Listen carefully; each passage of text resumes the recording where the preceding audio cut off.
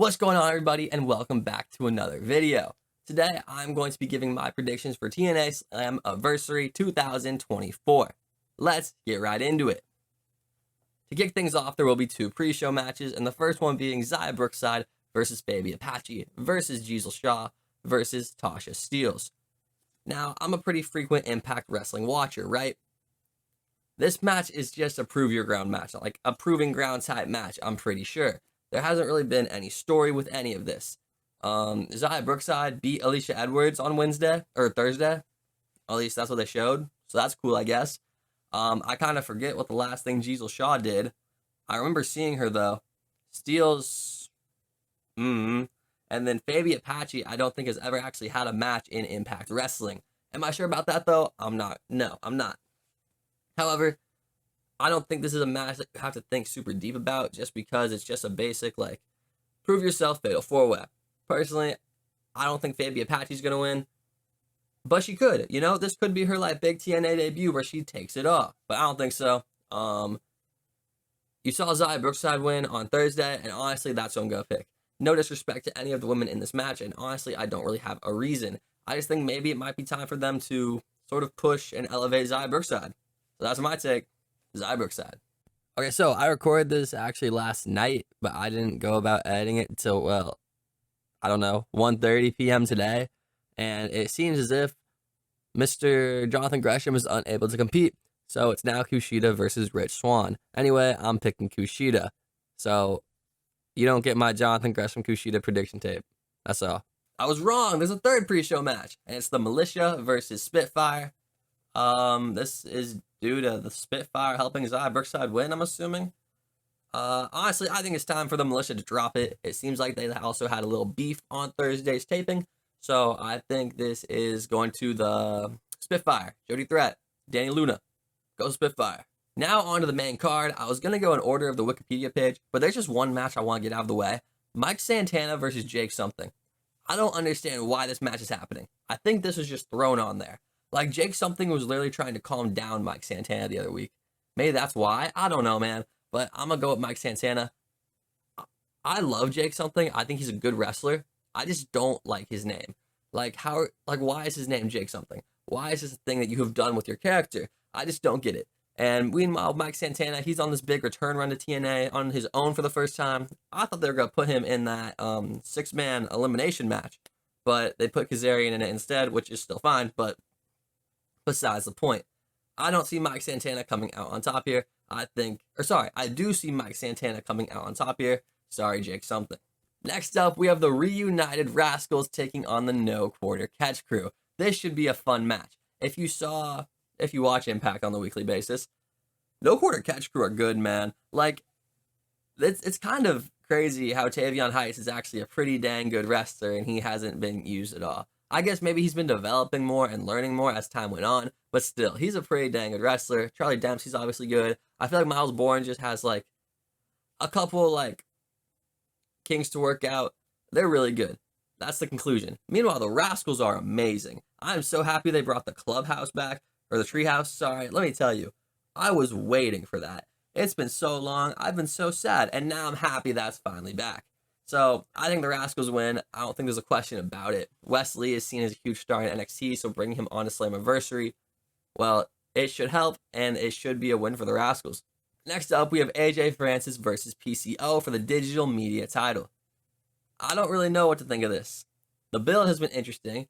The whole thing was that PCO is trying to date this girl. I forgot her name, and I feel so terrible.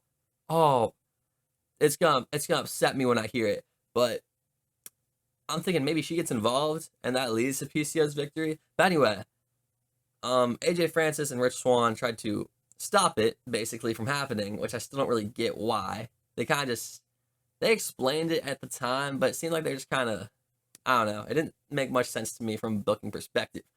But it is a fun first feud for AJ Francis.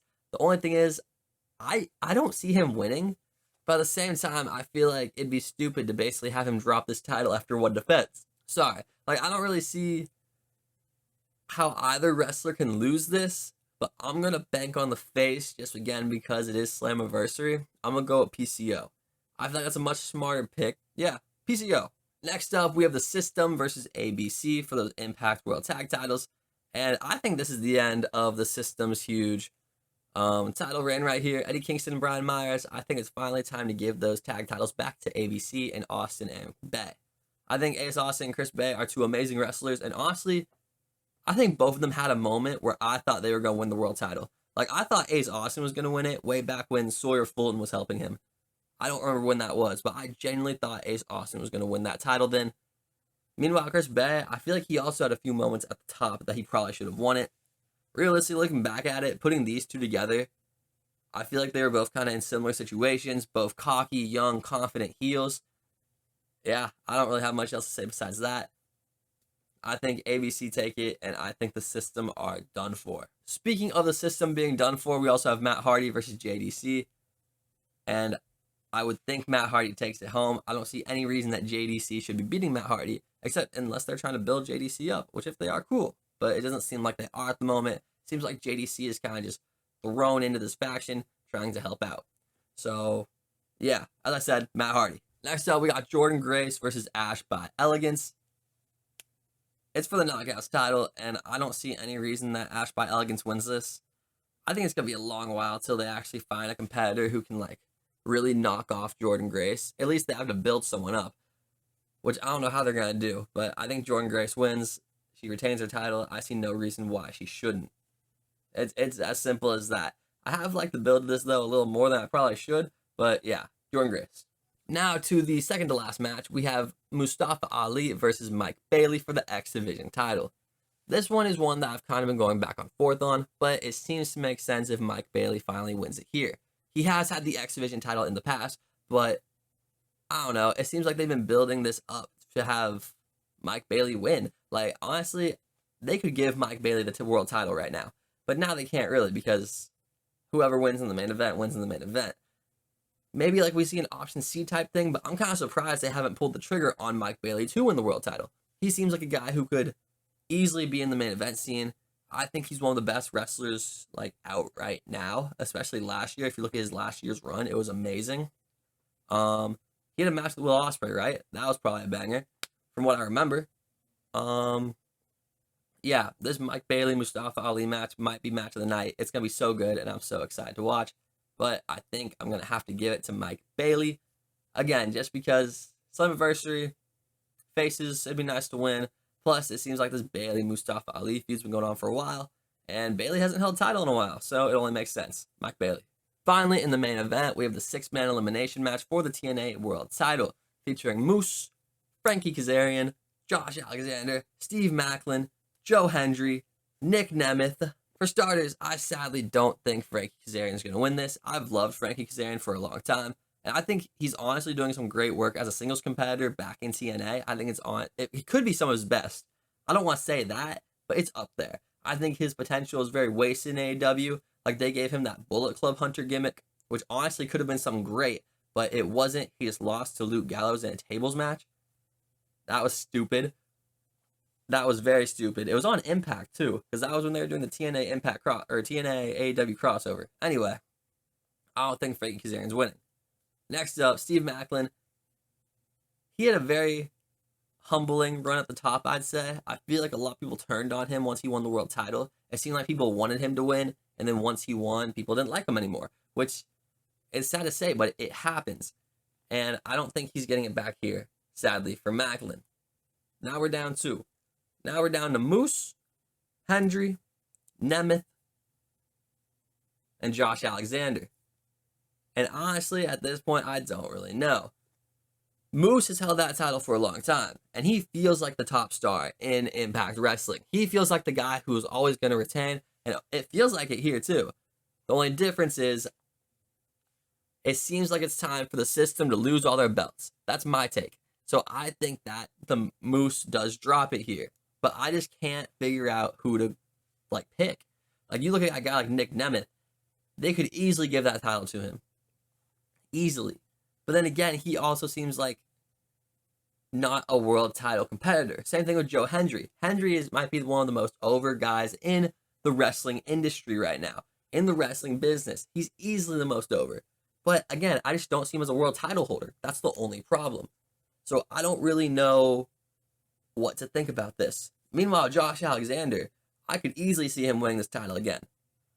There's no doubt in my mind that Josh Alexander could win this title again. Here's what I think they do. I think they get Joe Hendry to the finals, and you have the crowd going crazy for Joe Hendry. Right? The crowd's going crazy for him. They want Hendry to win so bad. But he doesn't win. And maybe we see some heelish tactics from a guy like Josh Alexander. I think that'd be a great way to end this match. I think that'd be perfect. Maybe you even have Ethan Page help Josh Alexander win, and you kind of bring back the North. That would be whoa. I'm not gonna lie. I just fantasy booked that in my head, and that sounds amazing. I'd watch that. I would love to see that. You know what? That's what we're gonna go with. That's my prediction. Just because now that I'm thinking about it, it feels likely. You know, that's what we're going with. I'm sorry, I don't see Joe Hendry winning the TNA World title. Sadly enough. Maybe at some point, but not now and not yet. But yeah, we've got Josh Alexander turning heel and winning that title. Unfortunately, that means Moose and Nemeth both don't get it, but it's whatever. Now, thank you all for watching this video. Apologies if this wasn't what you were expecting, or if it was kind of shorter than you thought it would be. Those are my predictions for TNA Slammiversary.